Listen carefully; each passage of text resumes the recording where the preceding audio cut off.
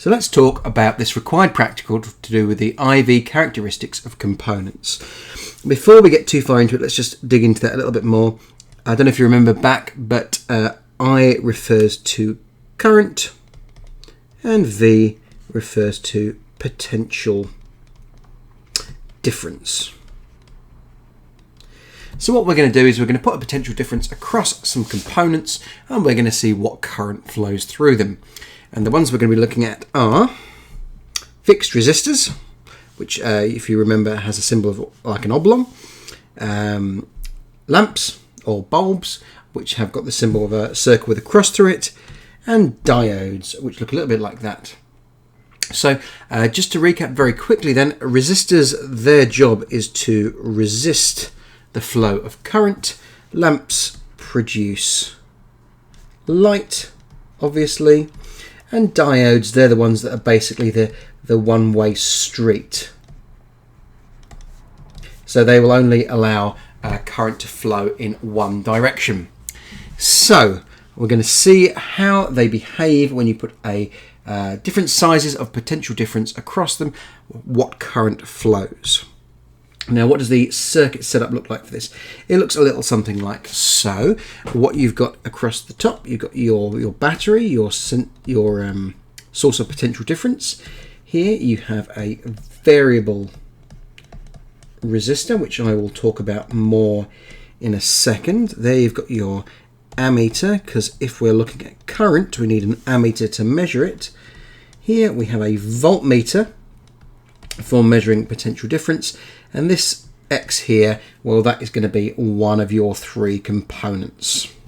Okay, so what's the variable resistor for? Well, everything else makes sense apart from the variable resistor. You need a battery because you need a potential difference to get a current flowing. If you're measuring IV, you're going to need an ammeter to measure the I, the current, and a voltmeter to measure the V. But what's the variable resistor for? Well, just very quickly then, let's say that we had a 12 volt battery here. Well, what we want to do is we want to vary the size of the potential difference across whatever this component is. Now, how are we going to do that if the battery is putting out a constant potential difference of 12 volts? Well, a variable resistor is a resistor that you can turn up and down. So you can have a situation where the variable resistor has got a higher resistance, and let's say, I don't know, 10 volts of potential difference is across the variable resistor, and only 2 volts is across your components. Or you could do it a different way. You could have medium-ish kind of resistance, 6 volts and 6 volts. So what you can do, basically it is a way of turning up and turning down the potential difference across the component just here. We go into that concept an awful lot more in a future video, so don't worry about that too much. Okay. So what do? You turn your variable resistor up, you turn your variable resistor down, and you start getting some results. You start getting pairs of results. Obviously, with a potential difference of 0, so no volts across that component, so you're not going to have any current flowing. And then let's say that you have a 1 volt potential difference across it, and a current of 0.1 and 2 and 0.2. 3, 0.3, and so on and so on and so on. But that's only looking at current flow in one direction through the component. Does it behave differently when you try and send current through it in a different direction? Well, yes. So what you're going to need to do is reverse the direction of the potential difference. You're going to have to make current flow through it in the opposite direction. And that is a highly, highly technical matter of getting your battery and basically turning it all the way around like that, and then just plugging it back into your circuit. Oh, yes, that's plugged back in. Perfect. Plugging it back in again. So what you're getting is you're getting the current flowing in a different direction around the circuit. So you'll have a PD of -1 because it's going in the opposite direction, and your current will be minus 0.1, -2, -0.2, and so on and so on. And you collect these readings for your three components, the resistor the lamp and the diode. So you've got your results and you decide that you want to look at a graph of these results. So let's deal with the easy one first, the fixed resistor. So we've got our little graph here, and what we've got along the x-axis here, this is going to be potential difference, so positive and negative, and our y-axis here is going to be current. Now thankfully the graph of a fixed resistor is really straightforward. It basically looks like that. That's its characteristic shape. And you'll notice straight away it has a constant gradient. So the line's steepness does not change.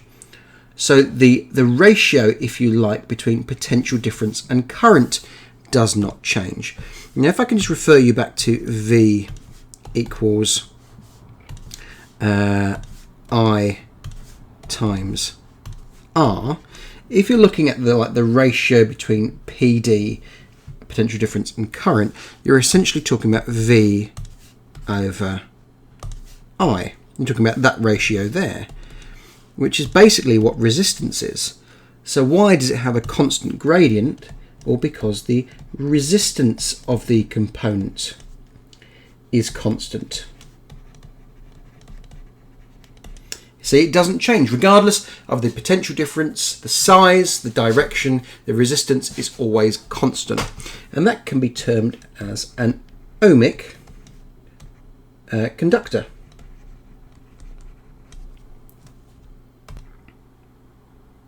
But of course that does assume that the temperature is constant, because if the temperature is changing, like we will see in a moment, then it will not behave quite as nicely. Anyway, so that's the fixed resistor, its characteristic shape. Let's move on and let's talk about the lamp. So lamps have got a kind of a bit of a weird shape, but again very characteristic. So they kind of look like this, like a kind of flattened S shape. Now, why is it going flat? Why isn't it carrying on in its nice, neat line? Well, it's going flat. The gradient decreases. Now, why might that be? Looking back at our little equation here, well, the reason why it's decreasing is because you're putting more potential difference across it, but you are getting less current flow. So, well, less of an increase in current flow, rather. So why is it that you're trying to do more? You're trying to do more with your lamp, but you're getting less out? Well, the reason is because the resistance is increasing. Now, why is the resistance increasing? You've turned up the PD to higher values, and the resistance is going up. Why is that so? Well, if you remember back a very long time ago when we were talking about resistance, we briefly talked about collisions of things. So what you've essentially got in this filament wire is you have metal ions. Now the reason why they're ions is because their outermost electron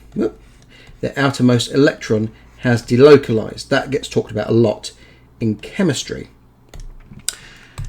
But what happens when you have current flowing through these metal ions, these are your metal ions here, is that you get collisions between the flowing electrons bouncing off various ions as they pass through.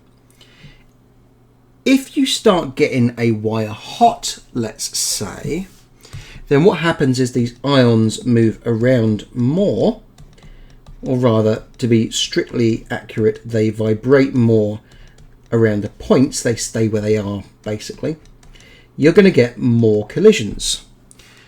Why is the resistance increasing then? Because of a higher temperature.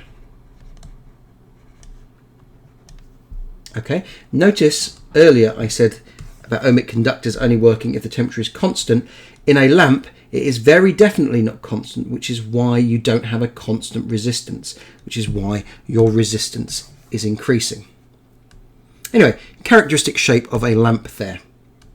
Finally, let's look at the diode. Now, the diode is the one-way street of components. It only allows current to flow through in one direction.